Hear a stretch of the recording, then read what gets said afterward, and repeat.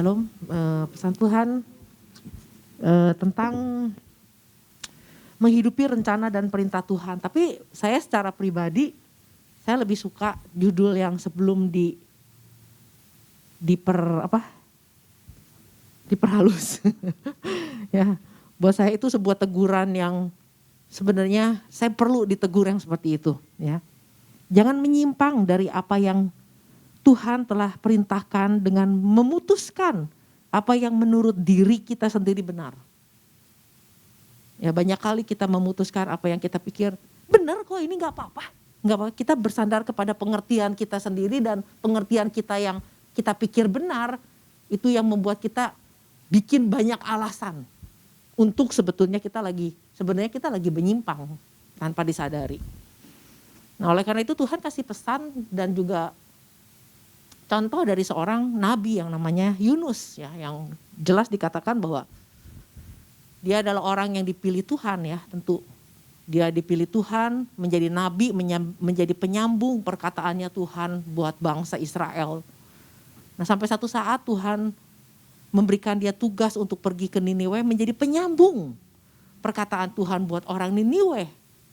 Dia cuma hanya perlu berseru, suruh bertobat, bahwa dalam waktu 40 hari Tuhan akan menunggang-balikan Niniwe. Jadi itu yang sebenarnya tugas yang sebenarnya harus dilakukan oleh Yunus. Tapi dengan segala kesadaran, dia sadar banget kok.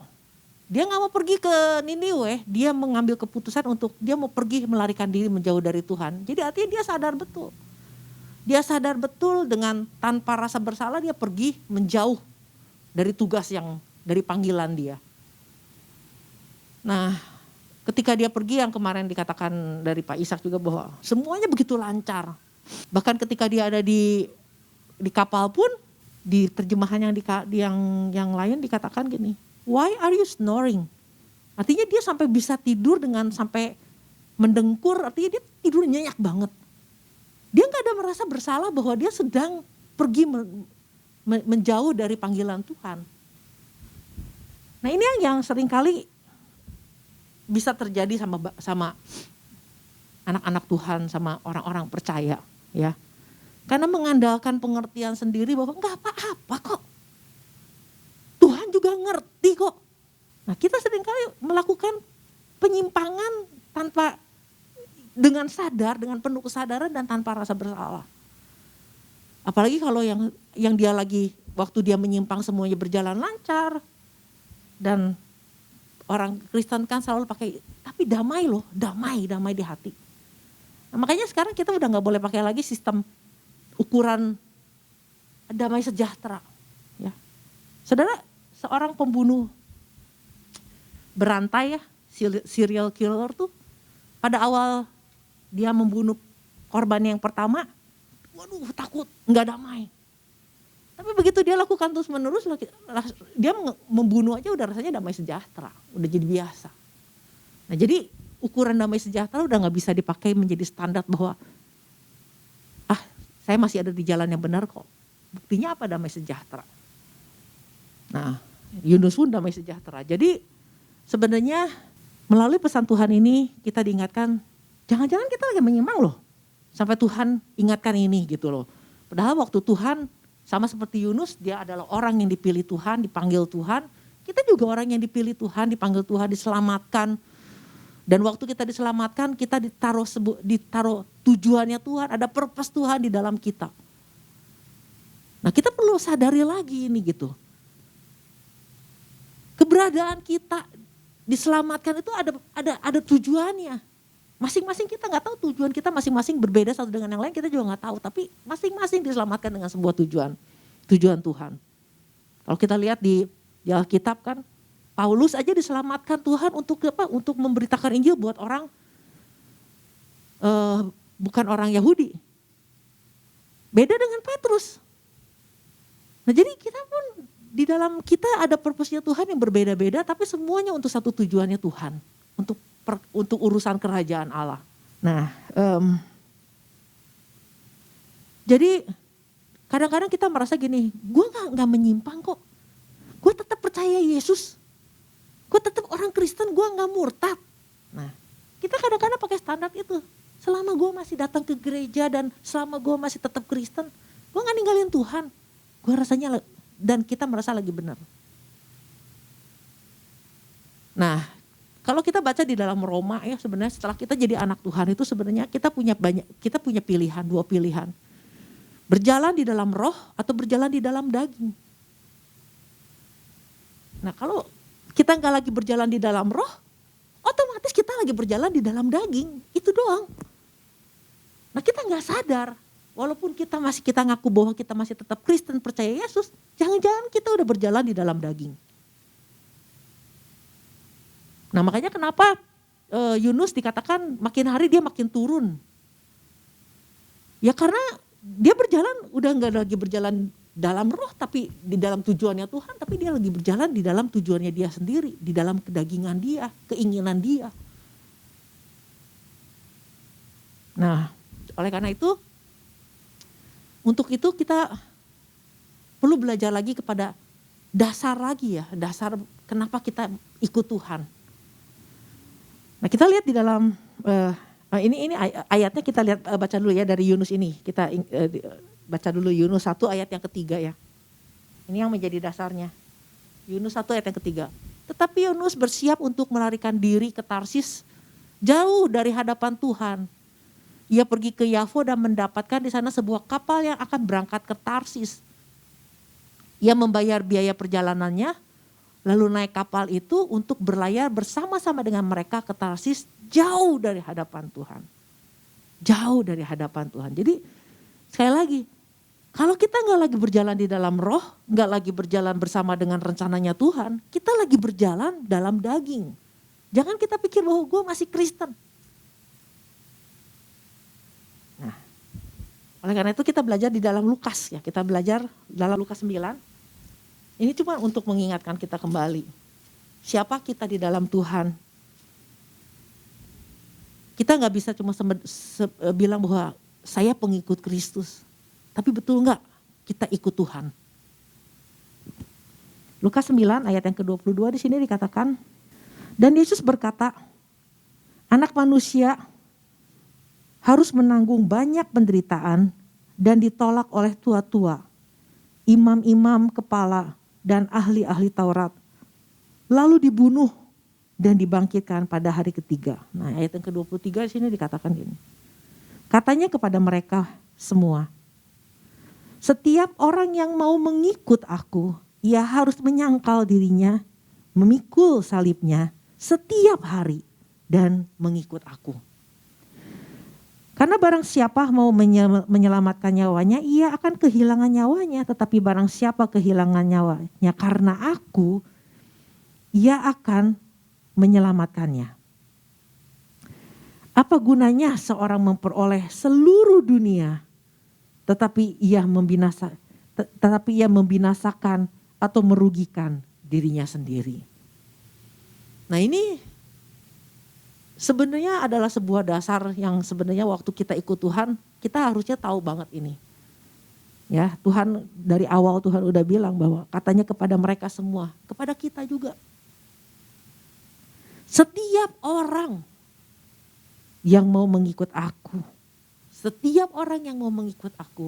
ia harus menyangkal dirinya, memikul salibnya setiap hari dan mengikut aku. Kalau dilihat dari judul perikopnya, syarat-syarat mengikut Tuhan. Setiap orang yang mau, ya, mau itu dalam bahasa aslinya dikatakan telo. Telo itu bukan cuma sekedar mau aja, tapi mau banget. Bahkan dikatakan to love. Jadi benar-benar menyukai tuh, untuk cinta banget mau ikut Tuhan tuh. To take delight. Jadi ada kesenangan mau ikut Tuhan tuh. Ada kesukaan, ya. Ada kerinduan yang luar biasa, to desire. Ini gak main-main loh. Jadi kalau misalnya, dan ini setiap orang harus punya pandangan seperti ini. Mau itu artinya betul-betul punya kesukaan mau ikut Tuhan. Bukan karena ikut-ikutan. Bukan kalau gak ikut Tuhan nanti dimarahin sama suami atau istri. Kadang-kadang ada suami-suami yang bilang gini, aduh rajin deh ke gereja, itu istri saya senang pisan ke gereja, ya udahlah saya masalah istri senang ikut aja. Nah bukan yang seperti itu. Termasuk anak-anak kita. Ikut Tuhan itu karena kita atau karena memang dia, saya mau ikut Tuhan. Ada rasa desire, ada keinginan yang kuat, ada kerinduan, ada kesenangan untuk mau ikut Tuhan. Nah ini harusnya jadi modal utama kita ikut Tuhan. Nah kalau kita mau punya modal untuk, waduh senang banget ikut Tuhan, cinta banget ikut Tuhan. Maka ketika ada persoalan, waktu kita ada di dalam kondisi yang tersulit pun, kita gak akan marah sama Tuhan. Kita gak akan meninggalkan Tuhan, karena ini modal. Jadi makanya di dalam perkawinan pun cinta itu juga sebuah modal. Supaya apa? Bisa melewati suka dan duka bersama. Jadi kembali lagi. Ikut Tuhan kita. Kita memang dipilih, bukan kita yang mau. Tapi setelah kita dipilih, kita harus punya kesadaran bahwa kita mau ikut Tuhan. Punya desire, punya keinginan, punya kerinduan, punya kesukaan untuk ikut Tuhan. Nah ini, jadi saya waktu mempersiap ini, saya ingat juga waktu dulu pernah tinggal di Kalimantan, bagaimana orang-orang Dayak yang tinggal di pelosok di hutan, itu hari Minggu itu dia nunggu hari Minggu itu begitu bergairah banget. Untuk apa? Untuk dia bisa pergi ke rumah Tuhan. Nah waktu dia dari perkampungannya dia dari hutan untuk sampai ke kota, ke gereja itu, waduh itu perjalanan panjang. Gak pakai kendaraan karena memang gak punya uang. Tetapi kelelahan yang mereka jalani dia tempuh itu, dia harus lewatin sungai Kapuas yang cukup lebar. Dan pakai apa sih, tongkang ya, pakai tongkang. Belum hujan, belum panas. Dia punya kesukaan, dan waktu mereka memuji menyembah Tuhan di gereja, waduh luar biasa. Nah itu baru masalah ibadah. Ya. Nah ini masih adakah kegairahan itu di dalam kita waktu kita ikut Tuhan? Memang sih ada COVID ya. Tapi kalau kita suka banget sama Tuhan, itu nggak jadi masalah. Ya tapi takut nanti kalau kita pergi-pergi nanti di gereja kena COVID. Saya sampai bingung juga ya. Ternyata nih yang tiap hari ke gereja ini anak-anak sekretariat nggak ada yang kena COVID. Malah yang kena COVID yang nggak ke gereja loh. Haleluya. Nah jadi itulah modal utama untuk kita ikut Tuhan. Telo. To desire. To have delight. To have pleasure. Suka banget. Nah syaratnya apa? Karena Tuhan udah bilang bahwa ikut Tuhan itu gak gampang. Ikut Tuhan itu susah, berat. Yesus aja di ayat yang kedua, Lukas 9 ayat yang ke-22 dia bilang, anak manusia aja, Yesus sendiri aja itu yang namanya ngalami ditolak. Ngalami harus dibunuh. Walaupun at the end of the day dia dibangkitkan pada hari ketiga. Satu kemenangan. Nah tapi memang gak gampang. Makanya harus diawali dengan suka dulu. Cinta dulu kan Tuhan. Nah yang kedua di sini dikatakan, yang selanjutnya dikatakan bahwa setiap orang yang mau mengikut aku ia harus menyangkal diri. Menyangkal diri. Menyangkal diri dikatakan arneomai ya. Artinya ini berbicara menyangkal diri, gue bukan pemilik lagi. Ya. Saya bukan pemilik hidup saya lagi. Kalau kita cuma baca menyangkal diri ya gampang banget ya. Artinya ya udah, dulu gue suka clubbing, sekarang enggak clubbing lagi. Dulu suka ngerokok, gue sekarang udah enggak suka ngerokok. Bukan soal itu. Soal kita menyadari bahwa hidup kita bukan milik kita lagi. Di dalam terjemahan yang lain dikata, you are not the driver. You are not in the driver's seat. Jadi kita bukannya yang mengendalikan lagi. Kita harus melupakan apa yang menjadi kepentingan kita. Kenapa? Karena memang kita udah dari awal kita dibilang kita ini sudah dibeli. Ya, sudah dibeli dengan harga yang mahal, sudah ditebus. Dan kalau kita nggak merenungkan tentang ini bahwa kita adalah orang-orang yang udah dibeli loh dengan darah yang mahal. Yesus sendiri loh yang beli dengan tubuhnya. Jadi pemilik kita Yesus sepenuhnya.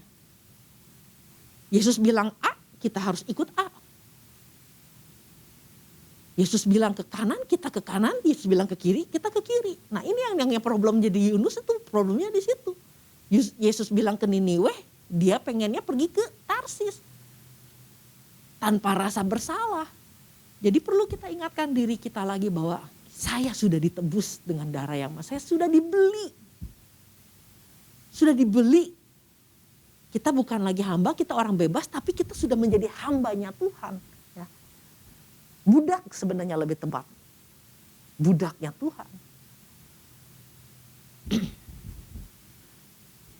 Bukan lagi untuk kepentingan diri sendiri. Bisa tawar-menawar. Budak gak bisa tawar-menawar. Karena dia udah bukan milik dia lagi. Ya. Disown himself. Kita bukan pemiliknya kita lagi. Cuman kan kadang-kadang kita merasa bahwa karena kita sudah punya kasih karunia. Ya, makanya kita bisa punya banyak pilihan karena kita punya kasih karunia. Nah selama kita gak bisa memahami ini. Jangan kita pikir bahwa kita bisa aman-aman aja karena kita hidup dengan banyak keputusan setiap hari. Satu hari kita bisa bikin keputusan. Apalagi sepanjang hidup kita nggak tahu kita ngambil keputusan berapa. Kalau kita nggak memahami tentang ini, seperti di judul yang dikasih sama Pak Gembala bahwa kita bisa menyimpang karena kita mengambil keputusan. Dan yang hebatnya lagi, tanpa rasa bersalah. Ini kalau Yunus juga kalau kemarin dikatakan sama Pak Aping, kalau bukan karena dapat second chance, kalau bukan karena kesempatan kedua, kalau bukan karena Tuhan, dia nggak punya kesempatan. Nah kita juga nggak tahu kita punya kesempatan kedua apa enggak kan? Dulu bilangnya untuk datang ke gereja, kita dulu pernah bikin satu komitmen. Saya akan begini. Itu komitmen tuh masih berlaku loh. Kecuali kita datang sama Pak Gembala, Bapak tolong batalkan komitmen saya. Saya gak mampu melakukan komitmen. Itu beres. Tapi selama kita pegang itu, kita punya komitmen. Jangan kita pikir itu kan komitmen kan cuma sekedar kertas loh. Gak ada. Itu komitmen yang sungguh-sungguh. Jadi sebenarnya itu juga kita diingatkan siapa diri kita. Dengan alasan ya karena memang COVID. Sekarang COVID udah turun loh. Nah jadi membuat sebuah keputusan dan punya komitmen itu sesuatu yang berat. Kalau kita gak punya desire banget sama Tuhan, itu berat. Kita yang bikin sendiri, tapi kita sendiri yang akhirnya nggak menggenapi, nggak melakukan itu. Ini baru urusan pelayanan loh. Belum urusan yang pelayanan yang sesungguhnya. Nah, tapi kalau kita menyadari bahwa kita bukan milik kita, ya udah kita juga lakukan apa yang sebenarnya Tuhan perintahkan. Sebenarnya ada di gereja itu dengan kita bikin sebuah komitmen itu sebenarnya latihan aja. Step awal, langkah kecil aja. Nanti untuk urusan yang jadi kalau kita udah biasa dengan sebuah komitmen, kalau ketika Tuhan kasih kita komitmen yang besar, kita udah ringan-ringan aja karena kita memang sudah terbiasa dengan itu. Kalau kita paham ini aja, bahwa hidup menyangkal diri itu bukan cuma segala tidak melakukan kebiasaan lagi yang seperti dulu. Artinya kita melupakan kepentingan kita pribadi. Kita gak berjalan dengan suka-sukanya gue. Itu baru yang kedua. Yang pertama menyangkal diri. Yang kedua dikatakan pikul salib. Pikul salib. Setiap hari. Ya. Pikul salib itu artinya pikul itu airo. Ya. Ditanamkan di dalam pemikiran kita. ditaruh terus menerus di dalam pikiran kita itu. Tentang salib Yesus. Salib itu artinya satu, yang pertama adalah lambang hukuman paling kejam. Yang kedua, salib itu menggambarkan tentang pengorbanan Yesus, karya penebusan Yesus buat kita. Sebagai orang-orang yang sudah terima keselamatan. Nah, Paulus bilang gini, di dalam Galatia 2 ayat yang ke-20. Kita lihat Galatia 2 ayat yang ke-20. Namun aku hidup, tetapi bukan lagi aku sendiri yang hidup, melainkan Kristus yang hidup di dalam aku. Dan hidupku yang kuhidupi sekarang di dalam daging adalah hidup oleh iman dalam anak Allah yang telah mengasihi aku dan menyerahkan dirinya untuk aku. Nah, dalam bahasa Inggris dikatakan bahwa aku hidup itu bahwa terjemahan yang lain gini, Yesus Kristus itu telah mati disalibkan menggantikan saya, ya. I am crucified with Christ.